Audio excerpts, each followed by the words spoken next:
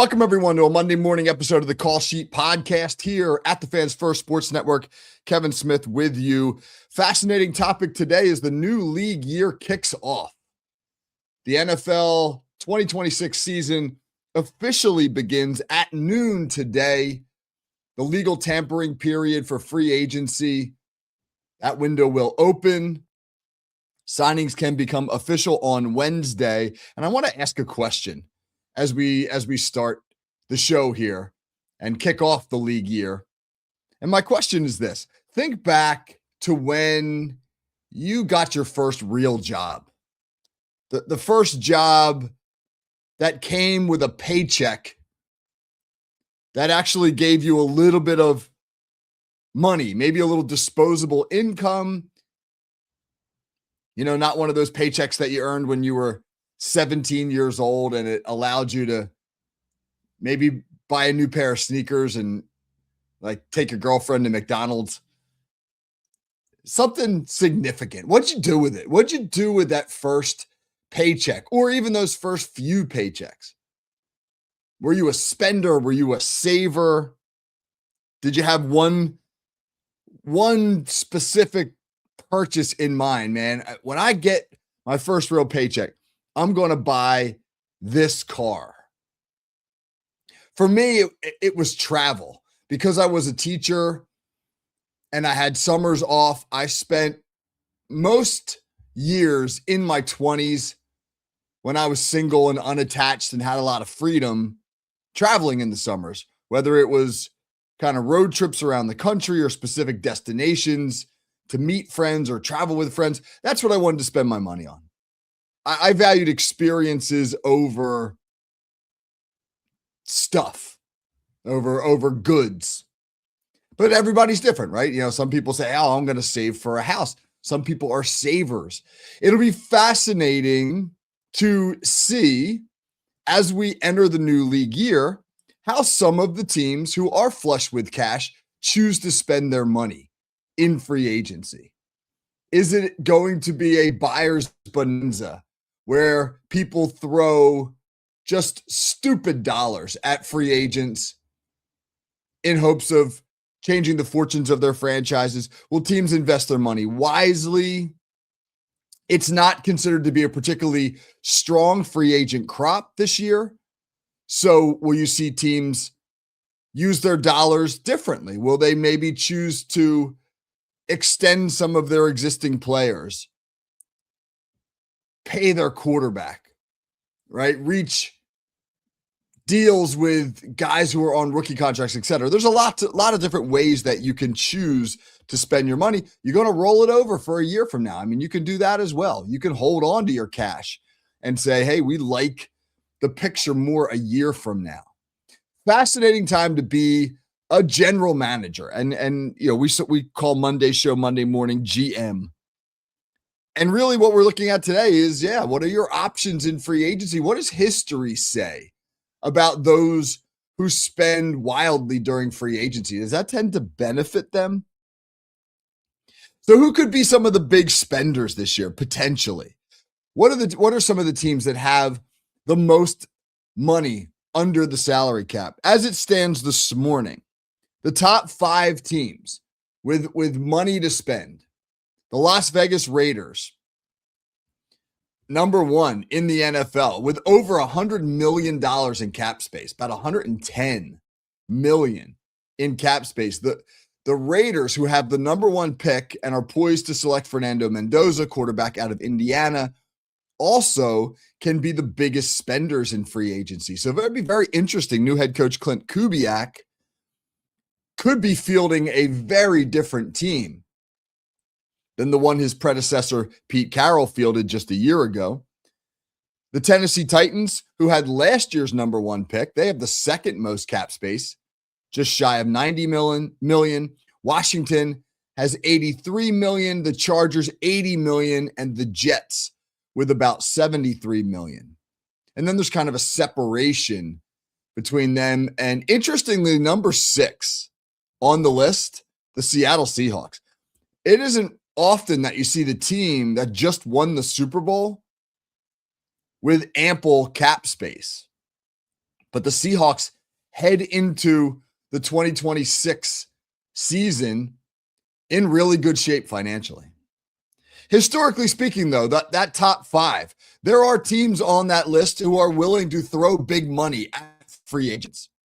Tennessee, Washington, the Jets, but also historically, those teams have been some of the worst investors in terms of free agent dollars over the years.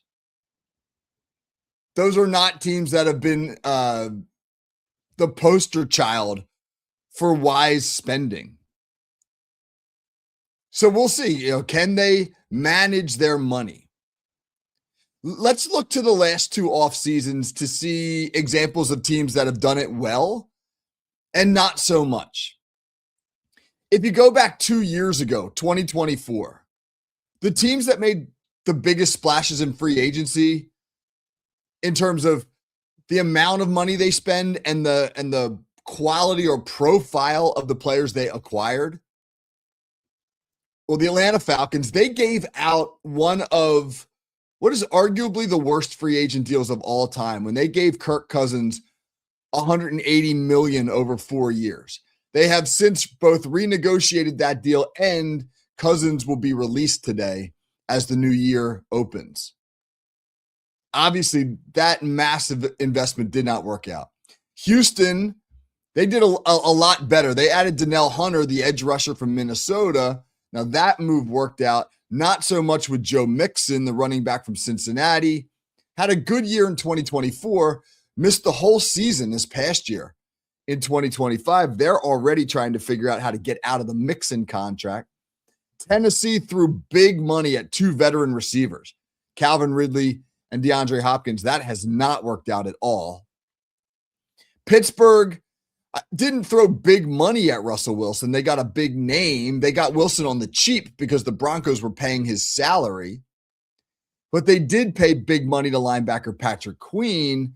And Queen is now rumored to be on the trade block after 2 seasons in Pittsburgh. So when you look at that, those teams in 2024 who were the most aggressive spenders didn't work out great. Again, Cousins is getting cut. Queen's on the trade block. The Steelers let Wilson walk. Ridley and Hopkins have been busts in Tennessee. Mixon didn't even play this past year. I mean, of all those signings, the only one that really paid off was Danielle Hunter in Houston. Now, very different story last year. I mean, last year, the teams who were the most aggressive spenders did really well. The 5 teams that made the biggest free agency moves last year were New England, Chicago, Denver, Minnesota, and the Rams. New England, Chicago, Denver, Minnesota, and the Rams. Well, 4 of those 5 made playoffs, and 3 of them wound up in conference championship games. Teams like New England, Chicago, and to a lesser degree, Denver, had dramatic turnarounds, in part because of coaching changes, in part because of smart offseason investments. I mean, look at what New England did. They rebuilt their entire defense with a slew of signings last offseason. They signed more players for more dollars on the defensive side of the ball than any team in the NFL last year. And it obviously paid off as they had a unbelievable run to the Super Bowl. Chicago signed 3 new starters on their offensive line. Minnesota rebuilt both of their lines, and Minnesota probably would have been in good shape had they gotten quality quarterback play. Denver snapped up a couple of defensive stalwarts, Hufanga and Greenlaw. The Rams added Devontae Adams and Poona Ford. I mean, just about all of those moves paid off, and paid off for teams that ultimately went on to have highly successful seasons. There are examples from both sides of the aisle when it comes to aggressive spending. Examples where it pays off for teams, examples where it doesn't. But the one area that if you're going to spend the money, you need to get it right is at quarterback. As always, quarterback is the highest profile position in free agency. This year's quarterback crop, not very good. Headlined by Malik Willis, who is an uber talented, high ceiling prospect coming out of Green Bay, 6 years in the league now. And I'm sorry, 4 years in the league, 6 starts to his NFL career, Malik Willis. 6 starts. And yet he's poised to earn a salary that's going to pay him probably somewhere between $25 and $30 million a year. It'll be really fascinating to see which team is most aggressive, banking on his potential. Again, that's what you're banking on. He's made 6 starts. 3 of them were at Tennessee, where he was just god awful, but as were the Titans.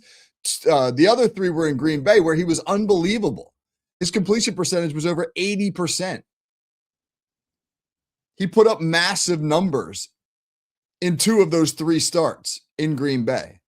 But again, we're really only talking about 10, maybe a dozen quarters of quality play at the quarterback position for Malik Willis.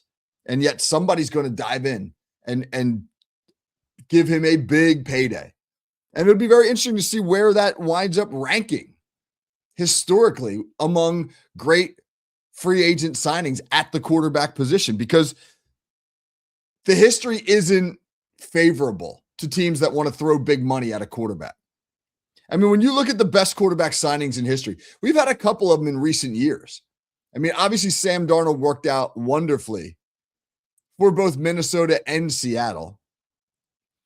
Geno Smith had a good run in Seattle prior to them signing Sam Darnold, resurrected his career. I think all things considered, that was a really solid signing. Baker Mayfield's had a great run down in Tampa after signing with them as a free agent after Tom Brady's retirement. I mentioned Brady. Occasionally, you'll get a great free agent signing where you get that veteran who's looking for one last team or one last payday, wants to play a couple more years, and he'll sign on as a free agent. You got Brady, you got Manning, to a lesser degree, Aaron Rodgers this past year in Pittsburgh. Kirk Cousins was before he was a huge free agent bust, he was a great free agent signing for the Minnesota Vikings. You know, the Vikings have been pretty good, actually, when you think about it, at signing free agent quarterbacks. They hit a home run with Brett Favre. They hit a home run with Randall Cunningham, if we go back to the late 90s, early 2000s. Kirk Cousins, Sam Darnold. I mean, Minnesota's done a really nice job. And they're expected to be some of the most aggressive quarterback suitors in this free agency class. You know, can they do it again with a Malik Willis?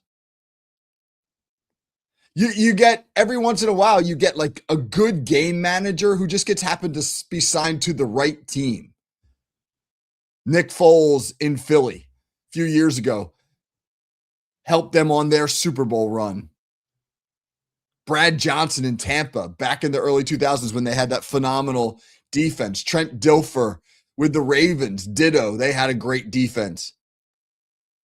And all those guys won Super Bowls as basically game managers. So maybe you can hit it with that type of quarterback. The game manager who comes in and just kind of steadies the ship on offense while a really talented roster around him takes the franchise to a Super Bowl. But those are the outliers, man. Those are the exceptions. The rule in free agency has generally been unkind to teams who are willing to spend massive amounts of money.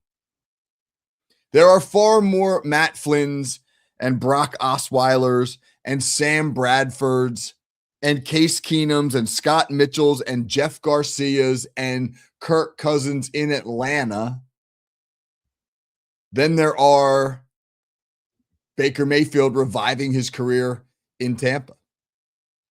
And why is that? Well, it's just obvious. The reason is because if you're a franchise quality quarterback, your team doesn't let you get to free agency. The only example where I can think of a team letting an already established franchise quarterback in the prime of his career, we're not talking about somebody who's 37 and you got a younger version in-house and you're ready to move on. We're talking about franchise quarterback at the end of his rookie contract, in his prime, and we let you go, was when the San Diego Chargers let Drew Brees walk back in 2004, and he was signed in free agency by the New Orleans Saints, and history remembers the rest. Goes on to win a Super Bowl with the Saints, author a Hall of Fame career, etc. And the reason the Chargers let him go was because they didn't like the medicals. They were worried about his shoulder. They didn't know if he had some degenerative shoulder condition. He was only 6 foot tall. Would he hold up? Can we, if we give him this massive bag of money, is it going to come back to haunt us? Because this guy winds up retiring at 28 years old because he's got a degenerative shoulder condition. That was the concern. So it wasn't like they just let him go at their responsibility. So it'll be really interesting as the league year kicks off. Who's gambling on Malik Willis? How big is the gamble? I'll be really interested in the size of the contract that he gets. I've been saying he's going to get $30 million a year. People on Twitter have pushed back on that and say, that's crazy. He's going to get more like the Justin Fields contract, which was $20 million per year for 2 years. Last year, that's what the Jets gave him. Maybe it'll be in the middle somewhere, but somebody's going to take a big swing at Malik Willis. And that's going to be interesting. Other than Malik Willis, real quick to wrap up the show here, I think there's 3 free agents who are headliners here. It's Willis, who is more by circumstance because he's a quarterback. It's Alec Pierce, the wide receiver in Indianapolis, who's another polarizing guy. Some people think he's overrated. Others think he's a potential number 1. He's led the NFL in yards per catch 2 straight seasons. If you're averaging over 20 yards per catch, which he has over 2 seasons, that's special. I think he's really good. He's going to get an eye-popping contract from someone. Look out for the Arizona Cardinals there. And then Tyler Linderbaum, center, all-pro center, Baltimore Ravens. Will they reach a deal with him? Will Indianapolis reach a deal with Pierce? Both teams are said to be negotiating up right until the final hour. As you listen to this podcast throughout the day, some of this news, it's going to be a very fluid day as we start getting reports this afternoon about free agents signing with certain teams. Maybe we'll know the answers. But I think if Tyler Linderbaum hits the market, he will be snapped up quickly, and that will be a huge loss for the Baltimore Ravens. So again, teams to keep your eye on: Vegas, Tennessee, Washington, the Chargers, the Jets. Players to keep an eye on: Malik Willis, Tyler Linderbaum, Alec Pierce. Let's throw Kenneth Walker, the running back, Super Bowl MVP from the Seahawks. Let's throw him in there as well. And big picture, will this be a 2024 free agency where the biggest spenders didn't really get the bang for their buck they were hoping for, or will it be more a 2025 free agency where, in fact, they do, and where teams like the Patriots can use free agency as a springboard to really resurrecting their franchise? Going to be fascinating. Christmas for NFL general managers begins today. That is our show. Check back on Wednesday. Well, man, it's going to be a crazy week as we update the fluidity of the market, who's going where, how's it changing the fortunes of teams throughout the league. Going to be a really interesting week here at the Call Sheet. Until then, hope everybody has a great day. Take care.